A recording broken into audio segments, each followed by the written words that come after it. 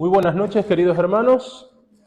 Una alegría que podamos estar acá reunidos en este día de oración, y también empezando un pequeño ciclo de predicaciones. Qué lindo que pudimos sacar un poco de nuestro tiempo para estar presentes. En estos 3 días vamos a estar tratando de un tema interesante de la historia bíblica, y vamos a estar buscando el segundo libro de Crónicas, los que tienen sus Biblias. Segundo libro de Crónicas, el capítulo es el 28. 28, 29, lo digo así porque los temas van a estar sacados de estos capítulos, así que les recomiendo que durante estos días los puedan leer y va a ser de edificación y de bendición. Segundo de Crónicas 28, y vamos a terminar el día viernes con el capítulo 32 más o menos del libro de Crónicas, pero hoy vamos a hablar del capítulo 28 y 29. El libro de Crónicas nos habla acerca de los reyes, en este caso de los reyes de Judá. Y si uno lee, por ejemplo, Crónicas 28, 1, nos habla de un rey, y este rey se llamaba Acaz.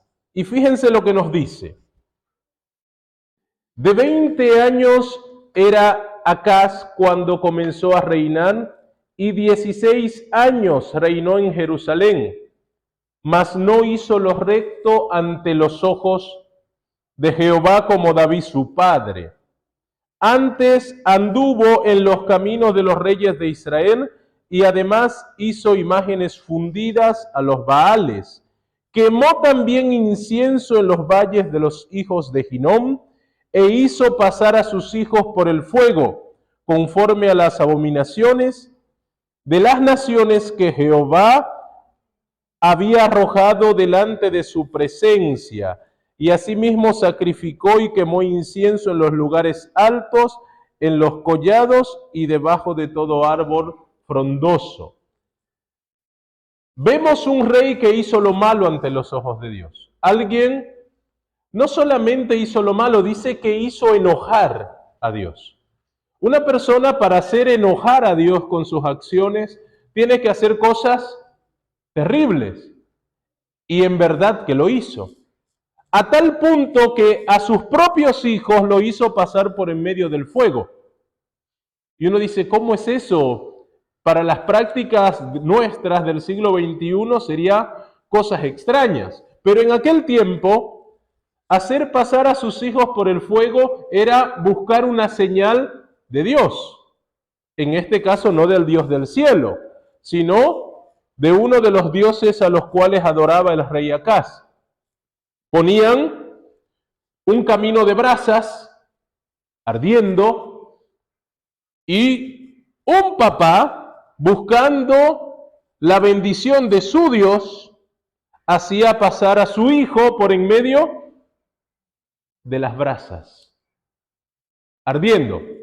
Imagínense un chiquitito, un bebé, un niño pequeño, caminando por en medio de las brasas, ardiendo. Si el chico pasaba, era porque Dios aceptaba el sacrificio. Pero si el chico no pasaba, terminaba quemándose y era sacrificado en ese instante, porque su Dios no aceptaba dicha ofrenda. Imagínense lo retorcido que tenía que estar una mente de un rey para hacer pasar a sus hijos por el fuego. Ese era el rey Acaz. No solamente dice eso, sino que hizo innumerables abominaciones delante de Dios. El versículo 22 del mismo capítulo, miren lo que nos dice. Y además el rey Acaz, o sea, además de todo lo que hizo, además el rey Acaz en el tiempo que aquel le apuraba, añadió mayor pecado contra Jehová, porque ofreció sacrificios a los dioses de Damasco, que le habían derrotado, y dijo: porque los dioses de los reyes de Siria le ayudan, yo también ofreceré sacrificios a ellos para que me ayuden, bien que fueron estos su ruina y la de todo Israel. Además, fíjense, además dice, además de eso, recogió Acaz los utensilios de la casa de Dios y los quebró. Y cerró las puertas del templo de Dios. Y se hizo altares en Jerusalén y en todos los rincones. Hizo también lugares altos en todas las ciudades de Judá para quemar incienso a dioses ajenos, provocando así la ira de Dios, el Dios de sus padres.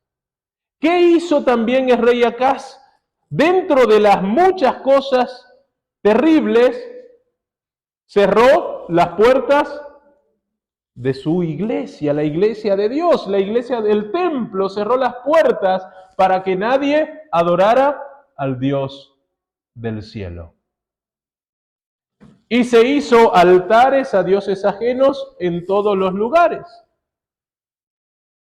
Cosas terribles. Ahora yo les pregunto, ¿qué se podría haber esperado de los descendientes de este rey tan terrible y tan malo, que se apartó tanto del camino de Dios?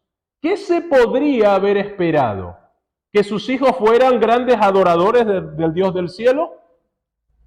¿Qué les parece a ustedes? ¿Qué habrán aprendido esos hijos del rey Acaz? A ser idólatras, a despreciar el nombre de Dios. Habrán aprendido a adorar ídolos, imágenes, a ser blasfemos, a ser irreverentes, cosas así. ¿Se podría haber esperado que los hijos de este rey fueran grandes adoradores del Dios del cielo? Y no. No.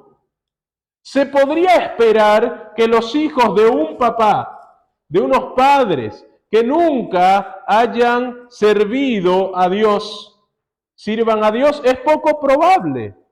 La semilla del mal, por así decirlo, la semilla de la rebeldía estaba plantada en el mismo corazón de los hijos de Acaz. Ellos habían pasado por el fuego, habían aprendido prácticas de deshonra a Dios.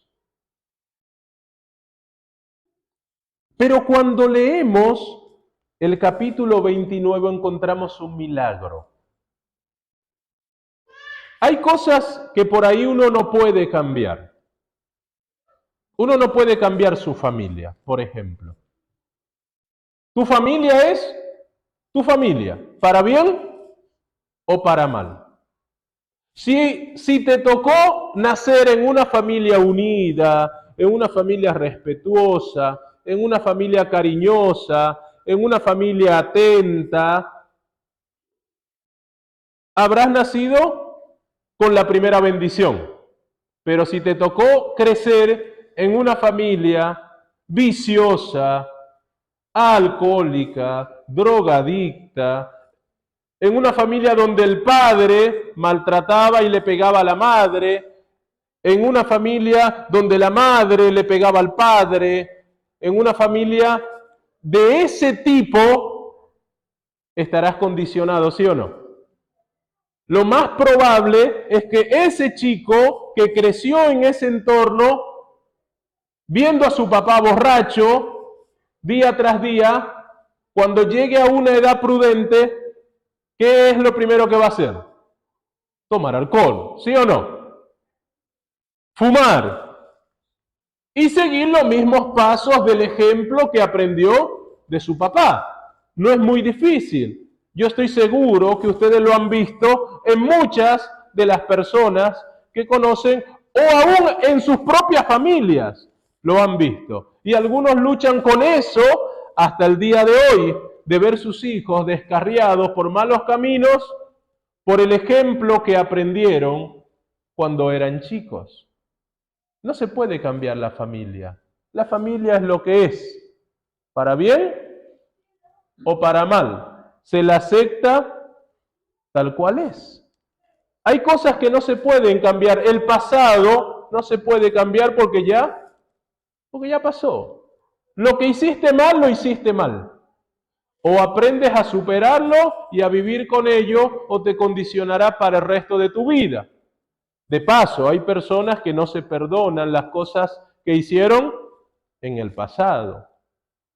Y eso los condiciona hoy y no los deja ni siquiera vivir. Errores grosos, terribles, que cometieron cuando eran jóvenes. Infidelidades que se cometieron antes y que están ahí reservadas en el pasado. Cosas difíciles de digerir y el pasado los va condicionando. Maltratos, palabras, hechos, que si se cometieron contra uno o que uno las cometió contra otros. Y el pasado lo termina condicionando. No se puede cambiar el pasado. Ni siquiera hay que intentar cambiar el pasado, porque ya el pasado, lo que hiciste, ya lo hiciste. Y uno tiene que aprender a vivir con ello. ¿Puedo cambiar el futuro, sí o no?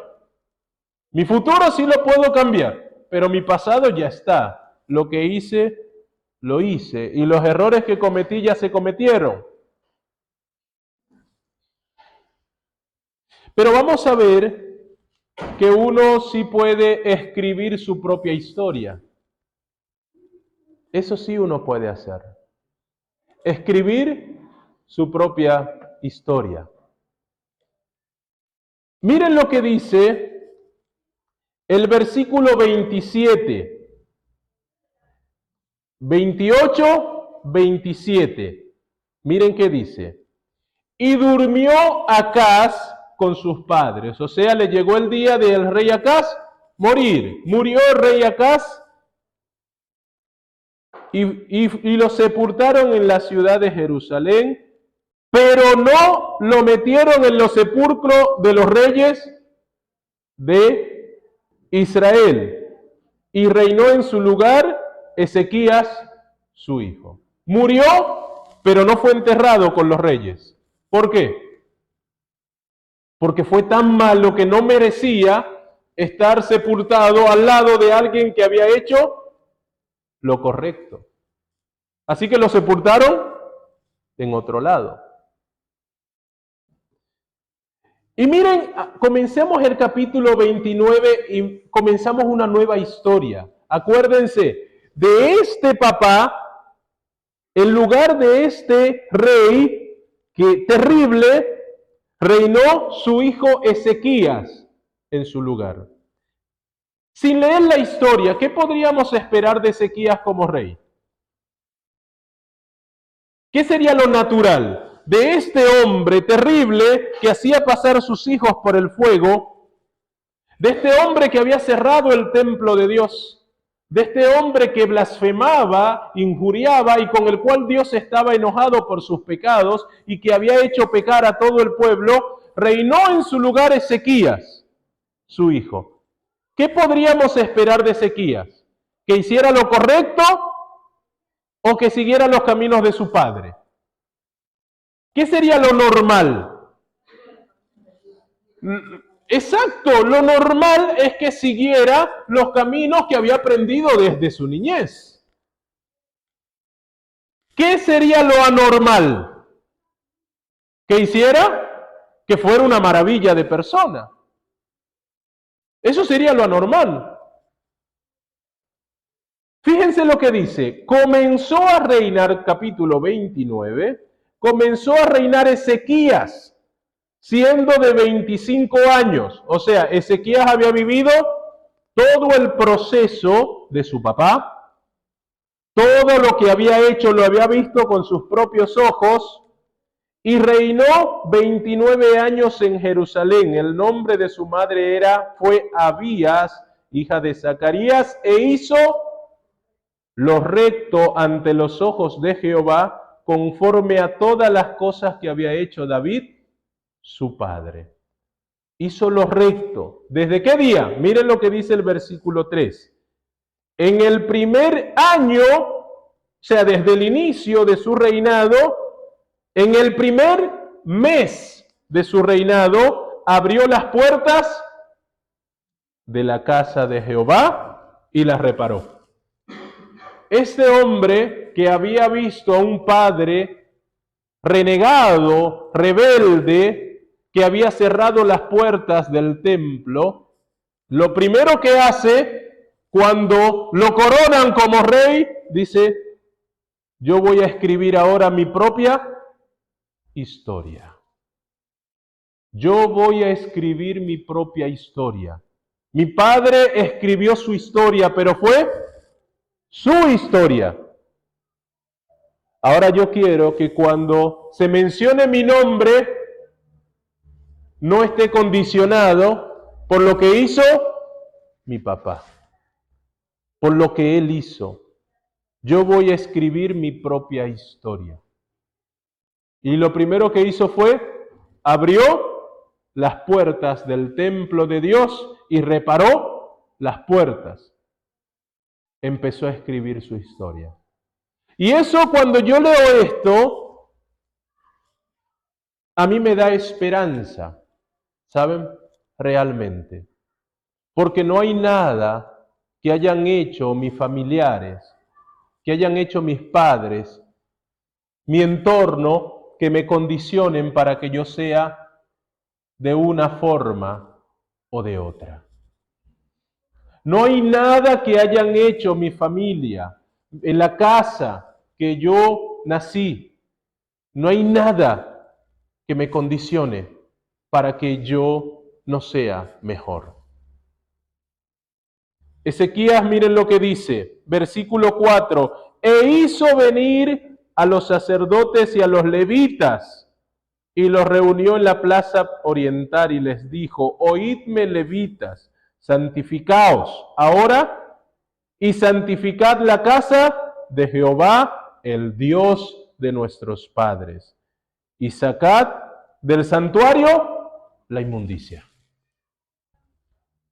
Ahí había un hombre que había determinado en su corazón el escribir una historia distinta a la de su padre. Y esa historia era una historia con Dios. Esa historia era una historia de decir, acá el lugar importante lo va a tener el Dios del cielo. Y saquen toda la inmundicia que haya en el templo de Dios. Debe ser limpiado. Debe ser renovado el templo de Dios. Hizo venir a los levitas y a los sacerdotes, a los que servían en el templo, y los puso en el lugar que le correspondía, para que limpiaran y sacaran toda la idolatría que había en la casa de Dios, todas las imágenes, y todo lo que su padre había hecho, lo empezó a tirar por el suelo. ¿Saben cuánta gente vive hoy condicionada por lo que hicieron, lo que alguien le hizo? No se imaginan cuánta gente vive condicionada porque en el pasado se cometió un atropello contra ella o contra él, porque en el pasado una mala decisión lo llevó a sacrificar un bebecito que estaba en la panza por un mal consejo, y es algo que lo atormenta toda la vida. Y a veces piensa, ¿qué hubiera sido de ese bebé si yo lo hubiera tenido? pero porque me dejé llevar, ¿cómo iba a criarlo sola? ¿Cómo iba a ser para tenerlo sola? Y no se lo perdonan y dejan que su pasado los condicione. Porque alguien cometió un abuso con uno y eso lo tiene acá y no se permite ser feliz. Porque recibimos algún tipo de acusación que nos marcó. La Biblia dice que uno puede escribir la propia historia. Tus padres fueron como fueron, malos o buenos, no importa. Hayan sido los peores del mundo. Pero esa fue su historia, ¿sí o no? Yo puedo escribir la propia mía. Yo puedo determinar cómo voy a vivir de aquí en adelante. ¿Con quién voy a vivir? ¿Cómo voy a vivir? Yo lo puedo determinar. Eso fue lo que hizo Ezequías. Y el accionar de Ezequías empezó por el templo, limpiando el templo. ¿Saben que la Biblia dice que nuestro cuerpo es el templo del Espíritu Santo? Lo primero que hizo Ezequías desde el primer momento fue limpiar el templo de toda inmundicia, de toda cosa que se vino acumulando desde hace tiempo. Hay que limpiarlo. Y él lo limpió.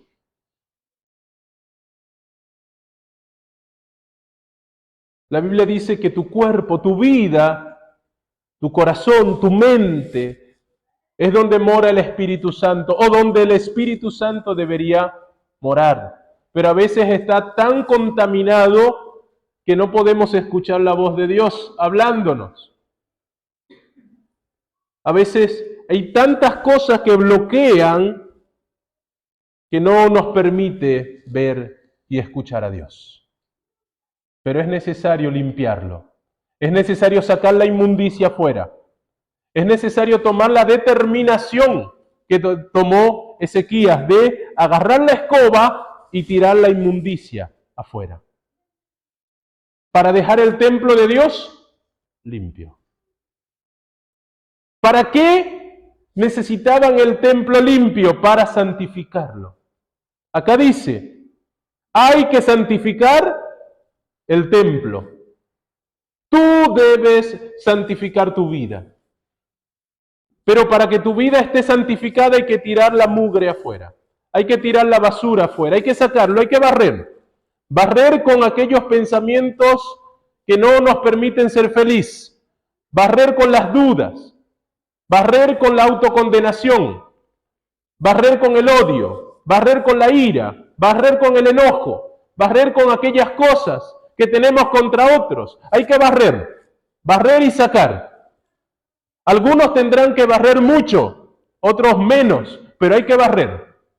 La mugre no se puede mantener mucho tiempo. Uno sabe cuando en la casa hay mugre cómo se ve, ¿sí o no?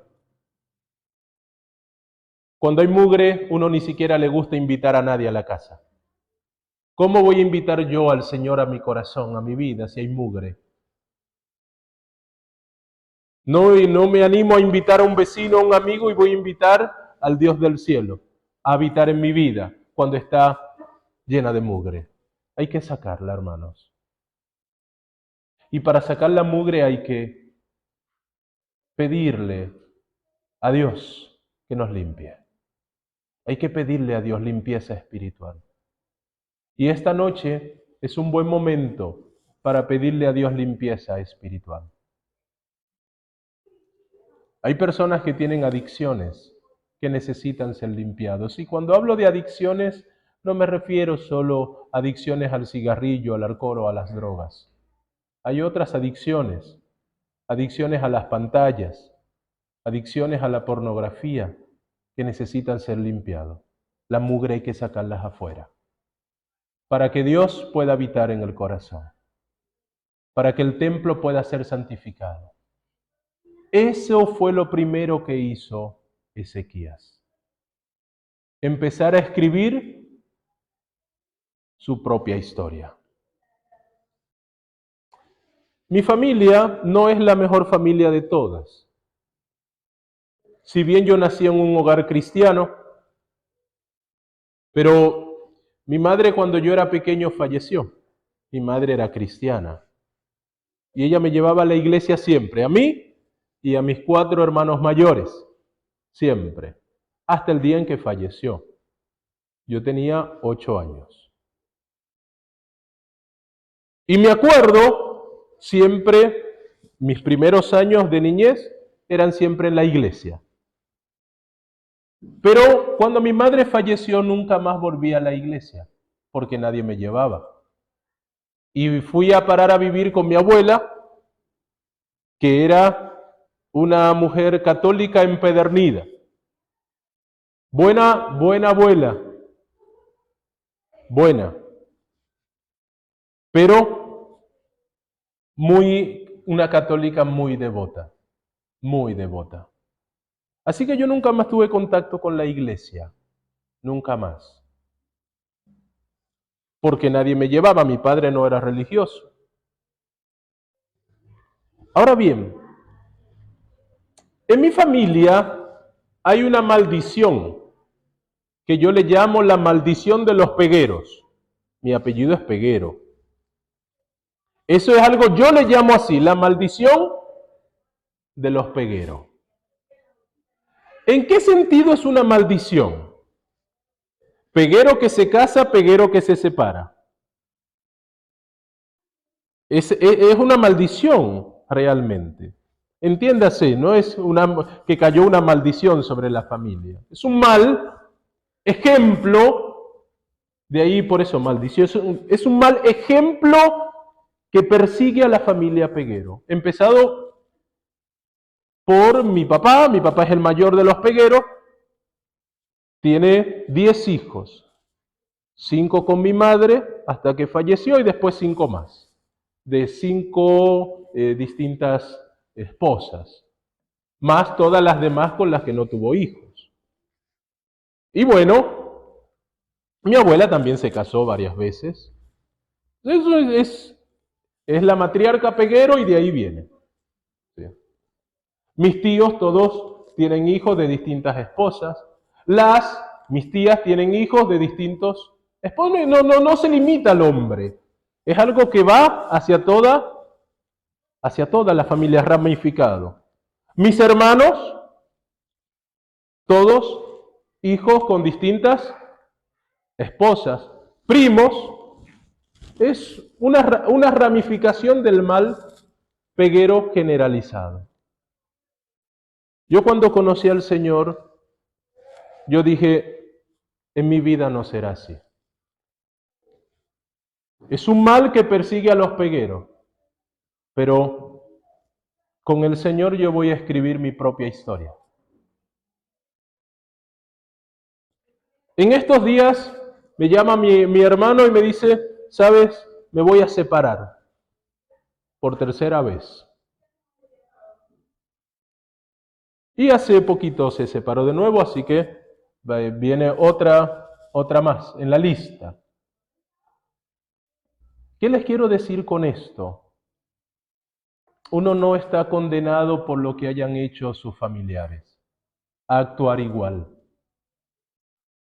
Con Jesús tenemos el poder de la decisión de hacer las cosas como Dios manda. De escribir una historia distinta, ahora la mía, incondicionalmente lo que hayan hecho mis familiares. Yo decidí, en el nombre del Señor, escribir mi propia historia. Diferente a lo que hizo mi familia. No importa lo que ellos hicieron. Lo que importa es qué yo voy a hacer con mi historia. Y cuando se mencione mi historia, será similar a la de los demás pegueros. Yo no quiero eso.